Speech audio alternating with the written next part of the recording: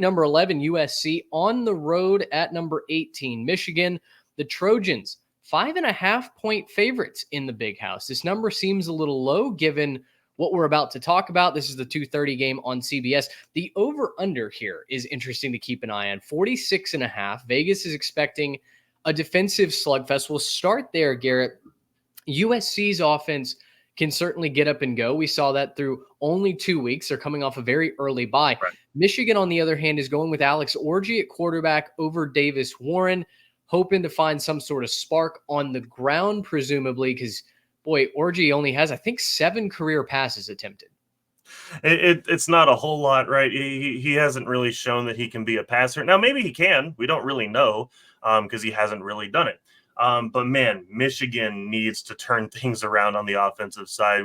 You mentioned off the top that they might have a quarterback controversy. It's not much of a controversy. They don't have very good quarterback play right now. So, at this point, it's just saying, hey, does anybody with the pulse want to stand up and play quarterback for the Wolverines? Can anybody complete a pass? Can anybody run the offense or get this thing down the field? Because, frankly, Davis Warren just hasn't been getting it done.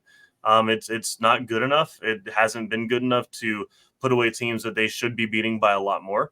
And so, everything we were just kind of saying about Oklahoma a second ago, them not putting away teams, that's extra for Michigan. And, oh, yeah, by the way, got dominated and embarrassed in your own house by the Texas Longhorns, right? Who, obviously they've looked really good, but if you're the Michigan Wolverines, you shouldn't be losing a game at that margin. You shouldn't be getting dominated the way you did against Texas. But at the end of the day, I think for me, Alex Orji has to find a way to develop. He has to find a way to grow as a passer. And maybe that just means, look, you're gonna take your lumps against USC, but you're gonna give him reps, you're gonna give him opportunities, and you're just gonna see what he can do.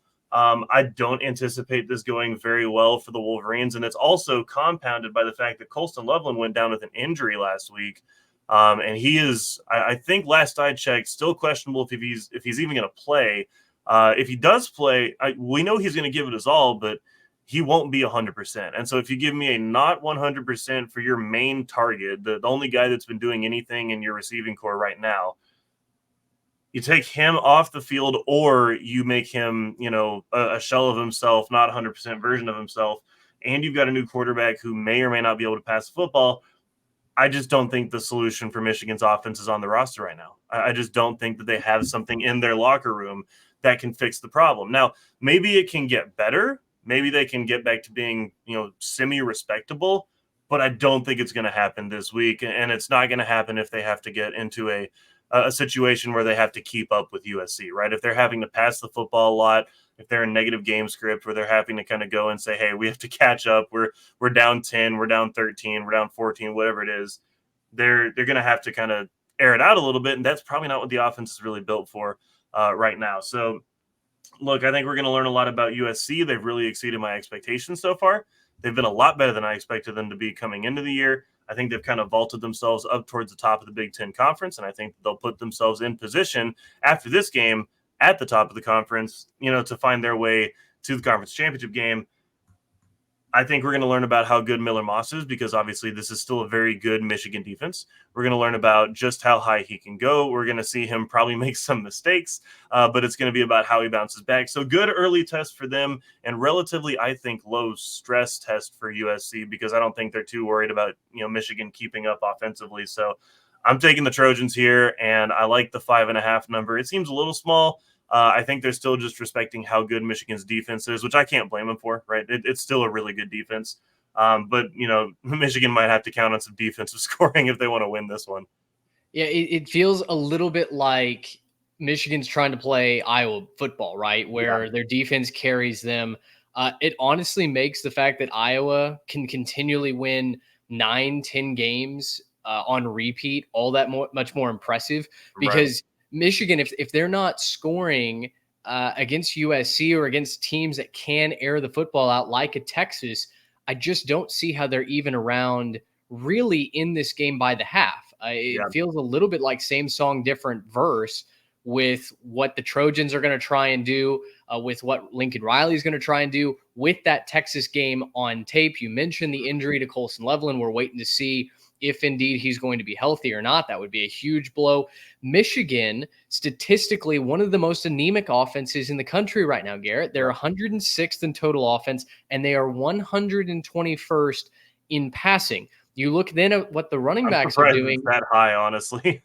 Yeah. You look at what the running backs are doing, and Donovan Edwards has disappeared so far in these first couple of games. He's just really not been the X factor that everyone assumed he would be. You don't have to respect the pass. If you don't respect the pass, you can just load up the box, play downhill, let the safeties crash or play close to the line of scrimmage. Like it's easy to defend, and especially if it's just the one back, right? Like Donovan Edwards, we think he can be a lead back, but they don't really have that same talent change of pace like he's been the last couple of years. So, it's unfortunate for Michigan, right? This is a program just coming off a national championship, and they're already cratering. No head coach, or not the head coach that you had last year, right? Sherrone Moore doing his best, and quarterback obviously went to the draft, and your starting running back went to the draft, and you had lots of guys drafted on the defense.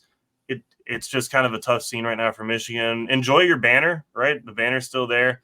It's going to keep waving.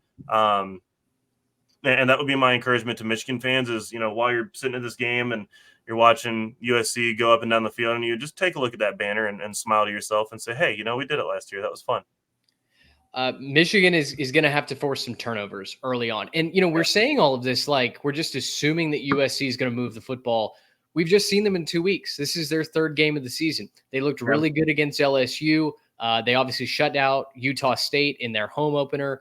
But to say that Miller Moss is just suddenly this upper echelon quarterback, I think is a little bit of an assumption. So I want to continue to see what the Trojans do offensively. I want to make sure that defense under D'Anton Lynn is legitimate. I don't know how much we're going to learn about it this week, but 5.5 seems like a very low number. On one hand, it's suspiciously low. And typically when you have those suspiciously close lines, you tend to steer into them and financially prosper from that. But like I said, same song, different verse. To me, I'm going to take USC minus the 5.5 on the road. Gracious, how about that?